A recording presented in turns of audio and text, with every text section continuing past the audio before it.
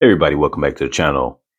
And today we are going to get into a topic question of how do you measure your difference in looks versus the other person? So obviously, most of us, especially when it comes to the dating realm, we always get into things where we'll, talk amongst our friends about, oh, I've seen this person. They're a three, they're a four, they're a five, they're a seven, they're whatever. And, we view ourselves. And obviously, you're going to have to figure out, what you consider yourself to be versus what the person that you're looking at or talking to is. But how do you measure that difference? Because you can't speak it out loud. You can't say to a person, listen, like, you know, uh, I'm a seven and you are a three. So this is what it is. Um, so how does that work? How do you measure that difference or what it is that you would act out to show that or at least convey that to somebody? What it really simply comes down to this. It basically comes down to what would you do for say like a 10 versus what you would do for say a 4.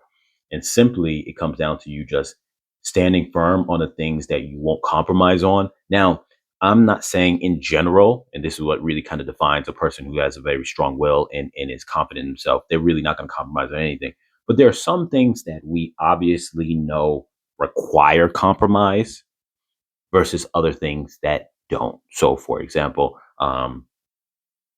you know, maybe there might be things, whether on the intimacy level, that you might be willing to bend on, that you might say, well, if I'm talking to someone who is we'll say five is average. If you say, I'm talking to someone who's a six, they're above average, you know, I might say, okay, I'll give in to certain things here, or maybe I'll spend a little more money on them on a date, or their measurement to to get me to accept them is a lot easier in terms of what I expect of them than if you're talking to a four, and then you might say, cool, well, you know what? I have stronger, stricter demands in the bedroom. I have higher expectations in terms of, what's needed of them to get me to start maybe spending more money on them or whatever the case is. And so you just simply show it like that. But that's how you measure that difference. And it's up to someone whether they want to measure that difference or not by acting out that accordingly. But just putting that out there, that is how you measure that difference. When he says, well, how do you measure the difference between your level of looks versus someone else's looks? And usually this comes naturally. So you don't even have to explain or how that goes.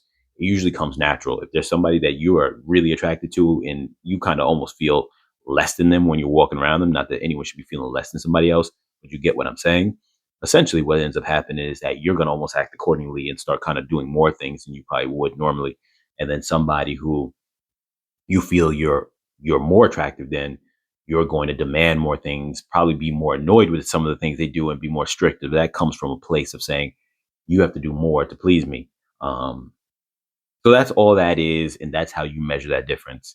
On a separate note, it's just a matter also of what it is that you prefer, somebody that is higher than you or somebody that's lower than you, in terms of understanding that that dynamic is going to be the dynamic that exists.